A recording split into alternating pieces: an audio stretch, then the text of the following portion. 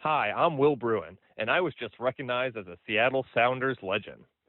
Now I get to do voice reads for the Sounder at Heart podcast network. Here we go. Come on! Hey, O'Shan! Let's go! The Seattle Sounders have done it! MLS Cup winners! Here comes Rui Diaz through the middle to crown it for Seattle! The Sounders rule the region! Seattle Sounders is campeón!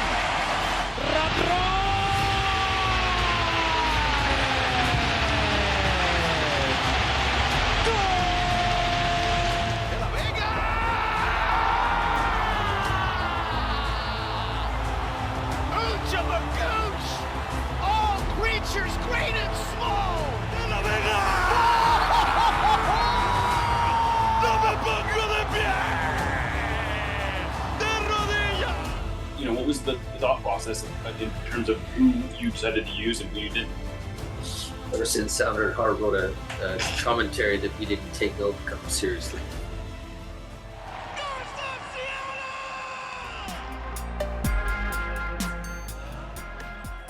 This episode of Nos Arietes is sponsored by Full Pull Wines, a Seattle-based wine retailer and proud sponsor of Nos Arietes since 2011. Full Pull was founded in 2009, is based in Seattle, and is owned and operated by longtime Sounders supporters. They offer the best boutique wines of the world to members of their mailing list, with special focus on their home, the Pacific Northwest. Welcome back to another episode of Nos Arietes on the Sounder at Heart podcast network.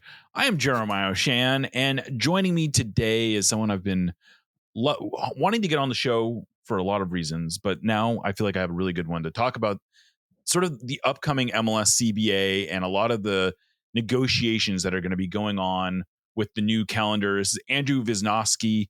He is a sports lawyer, used to work for MLS. He is about as knowledgeable as anyone who isn't currently working for MLS right now about these things. Welcome to the show, Andrew. How's it going? Good. So, we have, this is a fascinating time. It's funny because the thing that got me first, one of the first things I covered when I started covering the Sounders and MLS was the 2010 MLS CBA. And I felt empowered to talk about it because I had just gone through my own CBA negotiations at my last newspaper job. And so I was all excited to be able to say, like, no, I actually understand some of the things that are going on here. But we've now gone through, I think, 4 CBA negotiations since then. The league is a very different place. And this CBA is very interesting for a lot of different reasons. And it was notable to me that when MLS announced this change, this calendar change, that it was sort of with the rather significant asterisk of, we have not agreed to a new CBA with the players yet, which I guess almost means you can't really, like, it feels like that is a pretty big asterisk about this whole thing, right? Yeah. I mean, I think there's 2 sides to it. One is the changes that they need to make for the CBA, for in most part, wouldn't amount to a lot of significant change, but they still need to happen for them to be able to shift the CBA or shift the season, which we can get into more details in a bit. But you can't just do it with the CBA as is, because the CBA itself doesn't really contemplate a season that doesn't start in January and end in December. Right. Yeah. And one of the things that you pointed out to me when we were kind of going over this is that the CBA actually ends in January of 2028, which means it would be ending in the middle of the first sort of quote unquote real new season, the 27-28 season, which, would be for obvious reasons is a sort of nightmare scenario for these, if it just puts some real, almost a gun to the head of everyone of saying, like, we need to get this deal done before we get too far down. Like, they're not going to want to run this up presumably even into 27, which is not how the CBAs have been negotiated in the past, which everyone that I've been covering there were negotiations going on right up until the moment the season was about to start, and sometimes delayed the start of the season. Yeah, I mean, I think so. Usually, what would happen when MLS does these sort of mid CBA changes, whether it be bringing in TAM, I think the U22 initiative also came in before the CBA. All those things usually wind up being negotiated with the MLS Players Association as sort of like a side deal. Like, yeah, we'll let you do it. And then we'll incorporate, if we keep doing it into the next CBA, it'll get incorporated into the next CBA. So stuff like that, and like Leagues Cup and all of that kind of, when they want to do a big change like that in the middle of the CBA, they kind of negotiate ad hoc to bring in the new player initiatives or whatever. And usually with those, it's easier because it's like MLS is like, we want to spend more money. And the union is like, yes, please spend more money on us. With a season shift, it's a little different because it's sort of changing working conditions in a way that, I mean, people have posted the difference in the season between the 2026 season with the World Cup break and this new season schedule. And it's basically the same. It's just when you want to say that season starts and when it ends, basically, right? And so the changes are really more about dates, like when's the latest date you can exercise an option, when is the semi-guaranteed contract guaranteed date start, when does a player get a service year, at what point for them being on the roster does it count as a service year. So all of that stuff needs to be shifted, and it's not like a very significant change or a material change. The union will probably try to get some amount of benefit out of it, but the fact that like they're going to do that and then have to negotiate a whole new CBA on top of that, I have a feeling that they're just going to do a whole new CBA, which puts more pressure on the league to get that done before July of 2027. Because if they don't, then they're in a kind of a pickle in terms of how you want to interpret the CBA and how these things count. And that turns into a fight with the union if the union wants to kick up that dust, right? And so there's certain things that they could probably do if they changed around the dates, but it would just be awkward and tough for them to continue because of the language of the CBA and how it talks about specific months and specific dates and not necessarily like a certain point within a season, if that makes sense. Yeah, it does make sense. One of the things though that has been sort of circulating around about this sort of CBA negotiation is that back in 2020 they interestingly enough the 2020 season started on a CBA that was the most it seemed like that was the easiest negotiation because the league was sort of moving into this mode of wanting to spend more. The players got a lot of what they asked for, and then of course the rug gets pulled out from them right away where we go into the lockdown. The league enforces a force majeure and they have to renegotiate big portions of the contract or the CBA, and the players felt kind of collectively like they got kind of wrung out on that one. And then that sort of bled into the fight over the Club World Cup bonuses this last summer, where even though, the players felt like they had some standing to sort of demand some changes, the league was not as inclined to make those changes as they were some other changes that they had made at various times in the CBA. And so it seems like the players union is sort of looking at this as an opportunity to sort of maybe, get a win where they feel like they haven't been able to get one. And I'm curious how you feel like that might end up playing out. Is it like, what kinds of things do you imagine the players are going to be looking for that they maybe thought were otherwise out of their reach in a normal situation? That's a really good question. I think I think the things that players always are looking for are higher minimum salaries, a higher salary cap, and more protections for long-term contracts for employees. So things like getting rid of semi-guaranteed contracts, expanding the salary cap, so there's not like these tiered player levels, like getting rid of TAM and just sort of incorporating the entirety of the salary cap into one like hard cap, right, as opposed to an allocation money type of deal where you have these classes of money that end up getting restricted on who can get access to it. Exactly.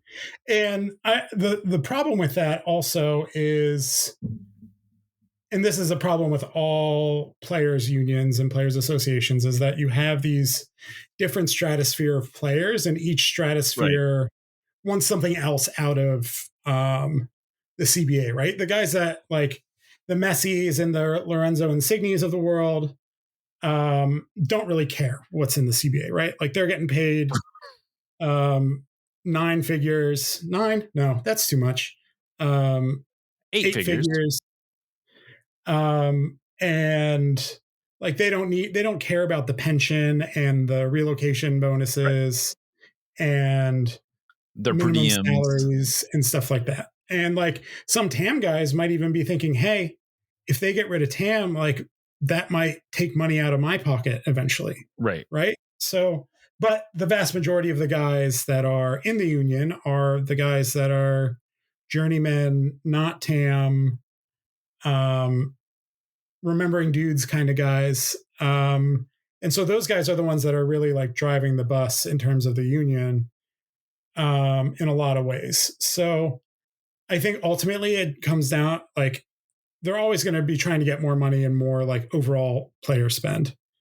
And then it comes down to benefits and media revenue sharing and stuff like that. But at the end of the day, that's still all just how do we get more money into our pockets? Right. So the thing that players might be looking for in this case is the out of left field answer of more money. Yeah. It's, I mean, and that makes sense. I mean, because they like charters were obviously a big deal a couple CBAs ago, or maybe that was even the last CBA, I guess. It was the last CBA. Yeah, I guess it was in the last CBA that they, and they ended up, and that was the big win. And they ended up, although it was funny because they ended up getting their big ask almost for free because they, if I remember correctly, the big give was the league was going to like double or maybe even triple the number of charters teams were allowed to fly. And then during the pandemic, they flew all charter. And then they just decided, what if we just did this from now on? And it's actually hard now to imagine a league where because what's so tough about the charter situation is that it just makes scheduling so much easier. And I would think that that's sort of the thing that the league kind of came to understand is that, look, it costs more money, but we have so much more flexibility if we can get teams in and out of a market on whatever schedule we want them in and out of a market, as opposed to having to book 30 airline tickets, which is, I can only imagine must have been a huge nightmare. I mean, there's people whose entire jobs it is to book the travel and the hotels for these teams. So, but it's so much easier to just charter the jet for sure. And I think that was part of that was more holding on to this idea of like parity and trying to make sure that like no team gets like too much of an unfair advantage. But I think everyone kind of agreed that like, if a team doesn't want to cover the cost for charters, that's kind of on them. It's no different than like if a team wants to have a bad practice facility or not spend money on sports science staff or recovery staff or stuff like that, or scouting staff even. It's no different in terms of the difference in parity there. And I think, I mean, during the pandemic, there were a lot of charter flights that were involved to get players where they needed to go. And I think, you can't really put that genie back in the bottle. It's really hard to be like, all right, well, now that like we don't have to worry about a global pandemic, we're just going to start now that we're like starting to make money again as a professional sports league with like attendance, we're going to close off the tap on the charters. And I think the teams that might not really be able to like swing all of those charters, I don't know if that's true for any team anymore, but the ones that it might be a little tight for them, I think they were fine with letting the teams that had a lot of money do it. I don't think they it's not just, I think the charter fight to me was more about principle than actual anything effective, if that makes sense. Like it was more about like, if we don't hold our ground here, then we're going to lose ground somewhere where it's more important to us. Right. I mean, that sort of seemed like how free agency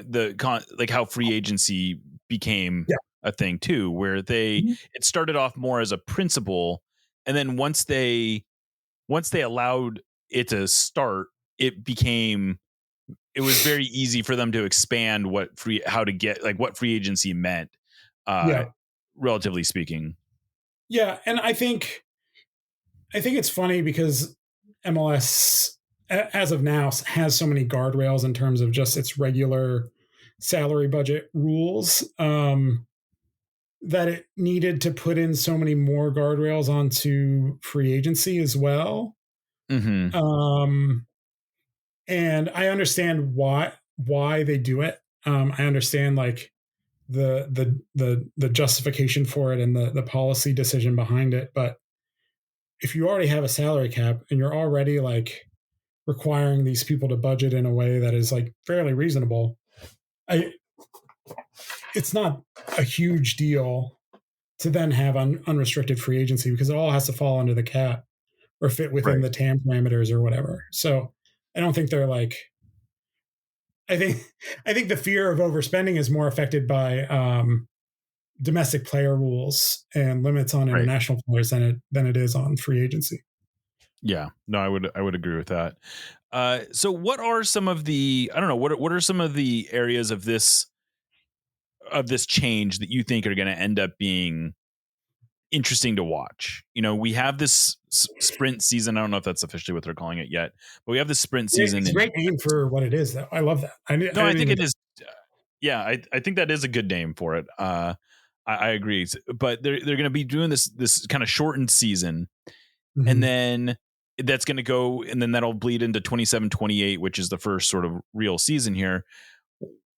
You mentioned how a lot of the calendar now, it's something like 84% or something of the dates that are, being played under this new calendar are being played this upcoming season. What do you see as sort of the big challenges that maybe are not getting talked about as much as, we've obviously talked to death this idea of the winter schedules, but, to the degree that we're playing in the winter. But what anything else out there that you feel like is notable and that maybe hasn't gotten quite as much of attention? Thank you for listening to the Sounder at Heart podcast network, which now includes No Sarietes, Lobbing Scorchers, and the Cooler Guild. Although this podcast is free, it's only made possible through our paid subscribers. Plans start as low as $30 a year and allow us to remain independent and mostly ad-free. Subscribers get access to all our written and podcast content, including a full-text RSS feed and a mostly ad-free podcast feed that includes every show in one spot. If you really like what we're doing, though, I'd encourage you to sign up at our higher tiers, which include all sorts of various perks. The most popular of those is our members-only Discord, where the real Sounders sickos hang out. I know I've called this group the smartest, funniest, and best-informed Sounders fans in the world, but it's more than the rough equivalent of a Sounders Mensa meeting. Discord is where we make things happen, like for real. The promotion the Sounders ran that offered fans the opportunity to trade in their Messi jersey for a Paul Rothrock one? That originated in our community. You'll not only be the first to know about stuff, but you also have a semi-direct line to the movers and shakers at the Sounders organization. If you want to be one of the totally normal people who occupy the Sounder at Heart Discord, just become a supporter of Sounder at Heart. Anyway, thanks for listening, and go Durs. No Sarietes, admittedly, is not exactly known for our spicy takes, but that doesn't mean we want our food to be mild. Spice up your life with Hacks and Ferments. Handcrafted in Georgetown and made with the best local ingredients from across the Pacific Northwest, they specialize in unique small batch fermented hot sauces and vinegars. Hacks and Ferments brings bold flavors and natural fermentation together for something truly special. Whether you're a heat seeker or just looking to elevate your cooking, you'll find something you love at hacksandferments.com. That's HAXANFERMENTS.com. And right now, if you use the code SOUNDERATHEART, that's all one word, at checkout, you will get a free hot sauce with your order. Again, go to hacksandferments.com, use the code SOUNDERATHEART at checkout for a free hot sauce with your order. Hacks and Ferments is a proud sponsor of the Sounder at Heart podcast network. Other than the CBA expiring on January 31st. Right, other than the CBA expiring right in the middle of the first year. Yeah, I mean, there's a lot of like weird things in the CBA that require certain dates. And so like, this is like very, I think there's a lot of like weirdness when you look at like player bonuses and how they're structured. Right. So like sometimes a player can be like, you can have a bonus that's scored 20 goals in a season. Right. Mm-hmm. And sometimes it can be like, you are the number one, you earn the golden boot. And so it might take less than 20 goals to earn the golden boot if you are playing in a sprint season. And so, yeah.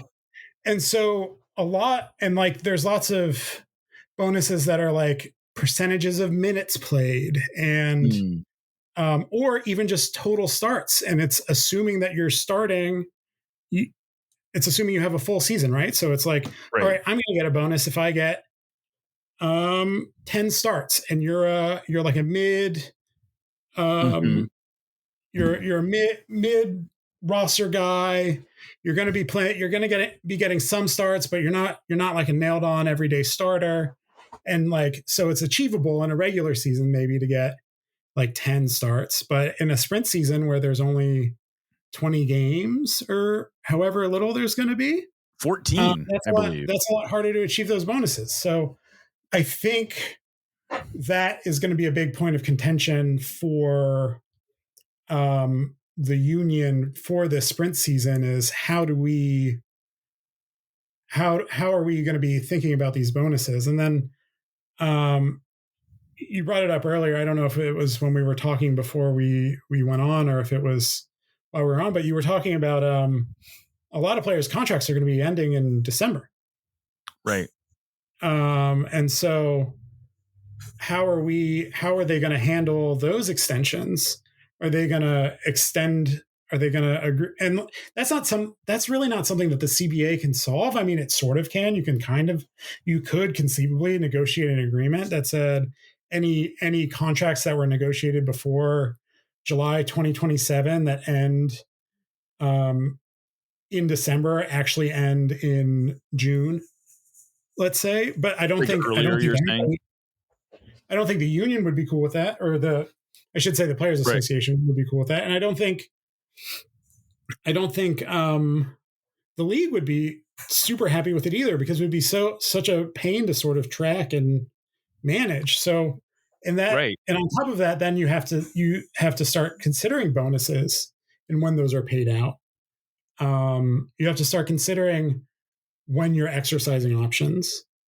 You have to start considering, do you have to renegotiate the option years? And so you kind of have to renegotiate every single player's contract. Right. In especially for the 2027 like sprint season, so that at least you either have to, and likely you have to extend all of their contracts by 6 months, basically. Right. And it's going to be an interesting dance that they have to do, because you would imagine that there are some players who would be thrilled to just add 6 months to their contract, but there are probably a lot of other players who would be apoplectic. Yeah. Over the idea that they don't get a chance to renegotiate this deal that they're getting ready to go into. And so I don't know. I just think that there's there's just a lot in the details of this that are sort of getting I felt like maybe have been hand waved a little bit, like, well, they'll figure this out.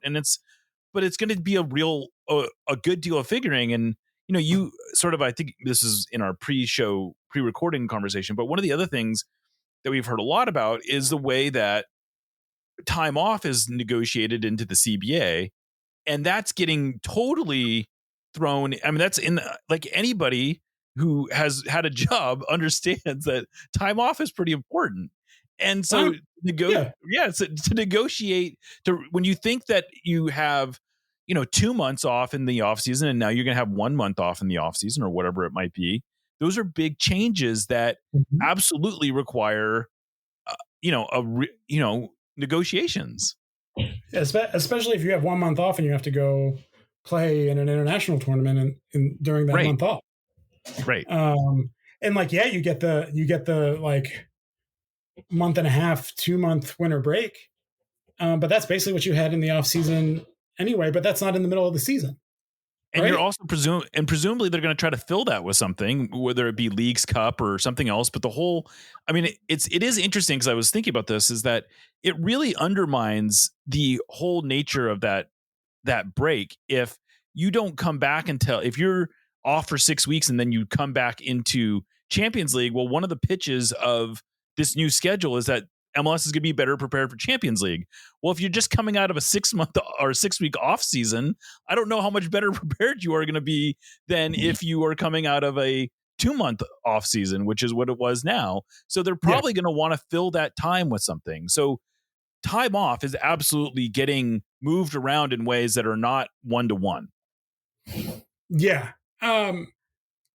Yeah, and it's funny because I think somebody did the math, and it was like, if you make teams that make it to MLS Cup will have a shorter off season than the winter break, which is also very funny to me. Yes.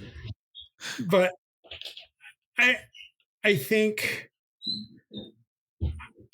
honestly, I feel for my former colleagues in the player department, because it's going to fall on them to really manage the individual contract process for all of these players and all of their handling of the bonuses and the administrative issues of contract extensions and stuff like that. And like the front office staff of these clubs, they're all going to everyone's probably going to have to negotiate a 6 month extension for every single player.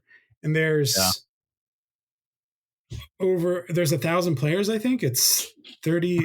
There's 900 players. 30 players. Something like that. Yeah. 900 plus. Yeah.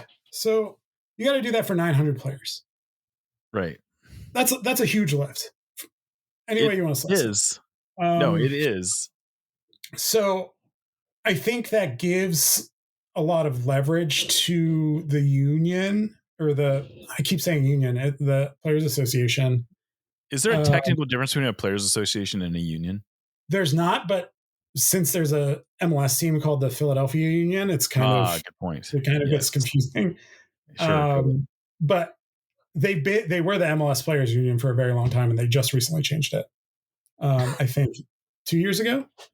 But either way, given the time that the CBA expires and the massive amount of work that the league is going to have to do to get all the player contracts, all 900 player contracts in sync with that new season, I think the Players Association has a lot more leverage than they have in the past to really sort of take a stick to the things that have kind of been their pet peeves with the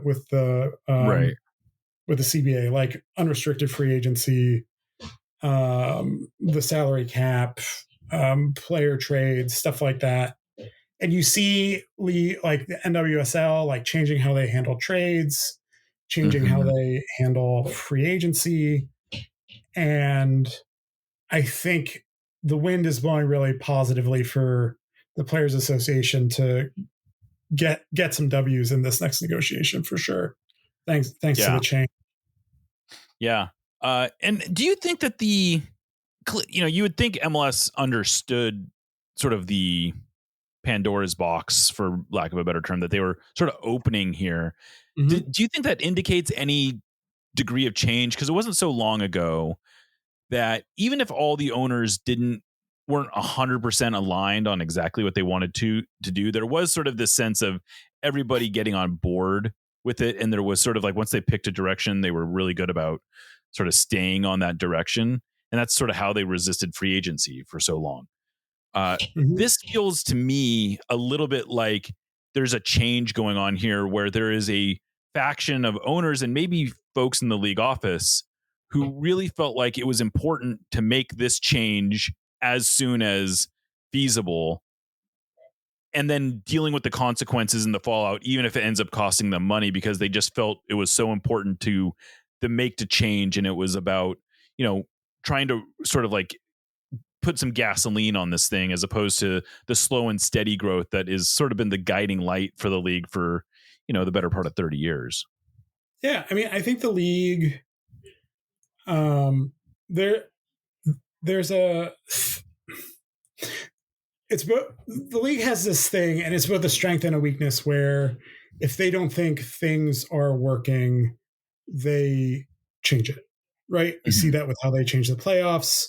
We see that with how they change the salary cap when they bring in TAM and designated players and all that. And so they're not a league that is like beholden to tradition if they believe that tradition is getting in the way of their growth. That has pluses and negatives, right? I think a big negative is that like there's no institutional momentum towards like the tradition of the playoffs and what to expect from the league season. But I think the idea is we find that new thing, and then that's what works. And then we stick with that for a while, but we try new things until we find the thing that sticks.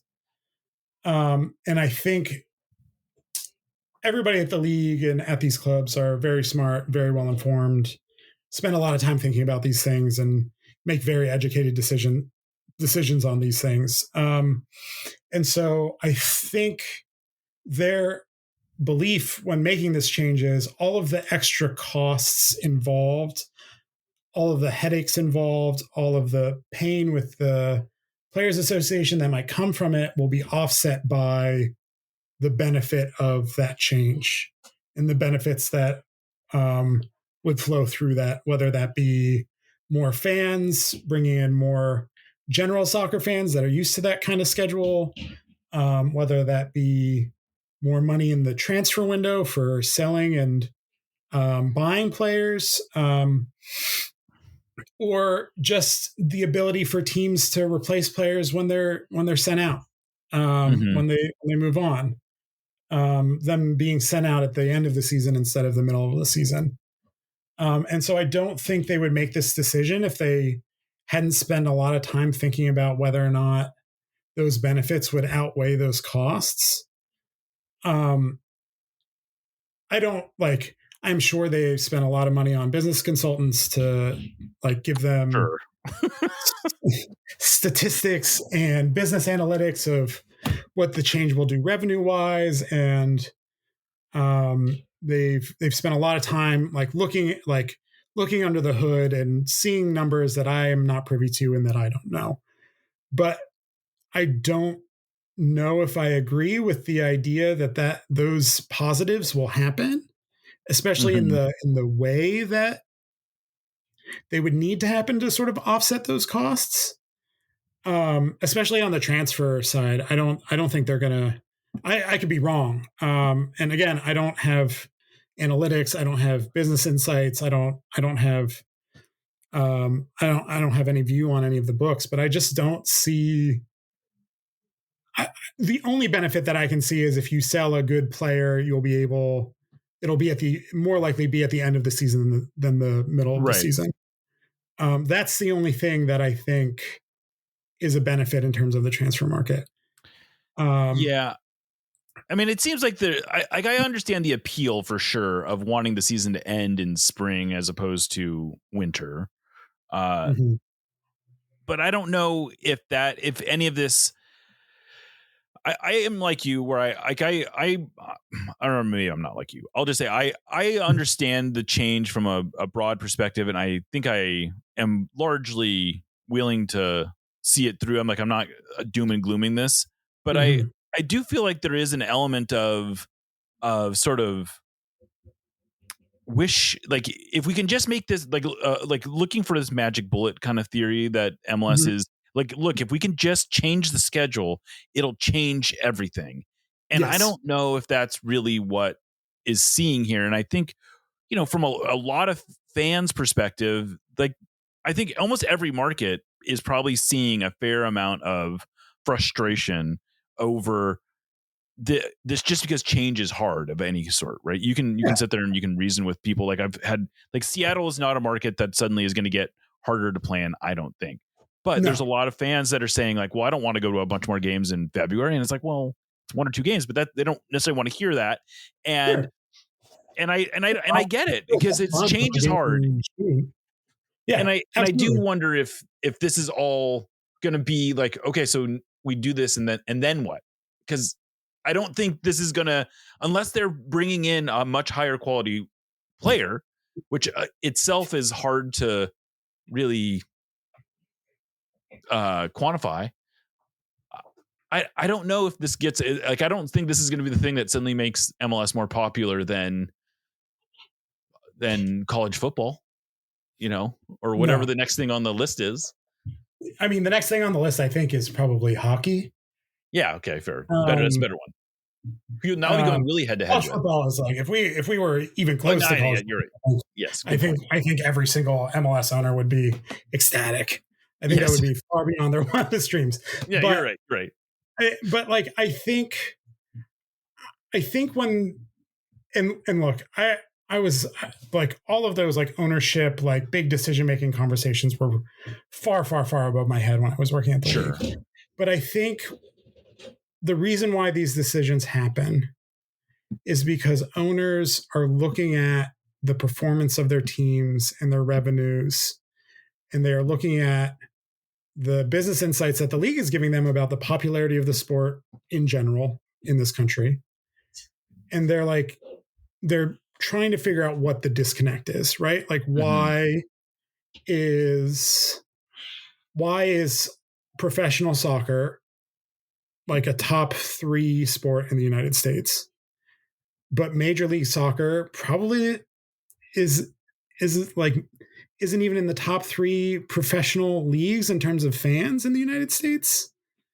I mean, I think it's probably Premier League, Liga MX, and then maybe MLS, but it could be another European league. Right. Well, I don't know. Certainly, if you consider Champions League a separate entity, I would think Champions League is above it. No question. And so I think owners are looking at that information, seeing that disconnect, and trying to figure out how to bridge that gap. And so that's why they are. And then they're also trying to maximize revenue, right? Like, the best of 3 playoff series is because they want to give teams more home playoff games and guarantee teams home playoff games. And that is a huge source of revenue for those teams. But I think that's they're seeing the information about how popular the sport is and how much the sport is growing, and seeing that there's a disconnect with the growth of the league, and trying to figure out what the answer is to that disconnect. And so if somebody has an idea that maybe it is because we don't start our league in September or August, or I guess it's going to be July. Maybe if we do, more people will watch the league. Let's try it. And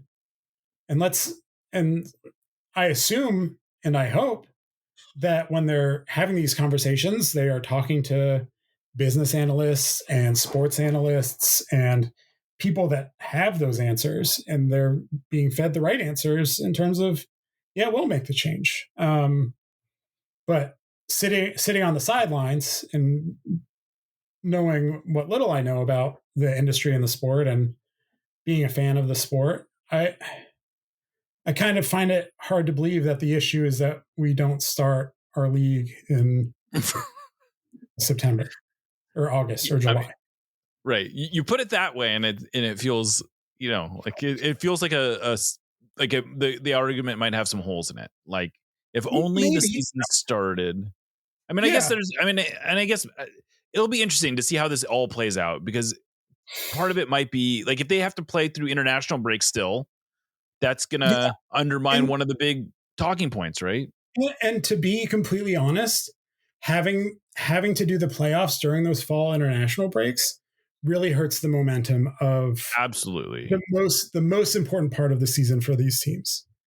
It takes the focus away from the teams.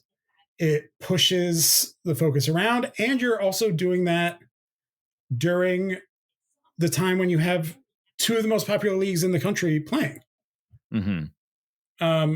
So I get wanting to get your playoffs out of that like awful window. I thought they had a good solution where they did a single elimination between the two windows and then had MLS Cup after. Too good to last. But they also want and need more revenue for playoff games at the gate. Right. So they need to have more playoff games. And so if you're going to do that, you're going to deal with the momentum killer of the international break. So that in and of itself might be worth it to move it to May. I don't like, I think that's a perfectly reasonable justification, to be honest. But then does that offset all of the costs of moving it and all of the negotiation leverage you lose with the union and the how you're going to handle all these player contracts and bonuses and everything? I don't know. I mean, if you keep the calendar like this forever, probably over time, it'll accrue and it'll grow. But there's a lot under the hood that needs to happen now. And I don't know how it happens outside of getting a CBA negotiated and fully figured out before July of 2027. Like I don't know how they do it otherwise. Yeah, I mean, it's going to be, I mean, this is clearly going to be a big, big story and something that is going to be fascinating to watch. If nothing else, it will give us lots of content to discuss. Yeah. But Andrew, thank you again for coming on. I think we've dealt with what we can deal with at this point. I'm sure we'll be talking again at some point. I would love to catch up with you when we know more. But where can people follow you? How can people kind of keep what you're I'm on all doing? of the social media things. My handle on Instagram and Blue Sky is @soccerlawyer. Find me on Twitter at my name, Andrew Visnovsky. And yeah, that's the best way to do it. Awesome. Well, thank you for doing this, Andrew. Of course. We can get out of here. I'm Jeremiah Oshan. This is Nos Adiatas, part of the Sounder Heart Podcast Network, and we'll catch you next time.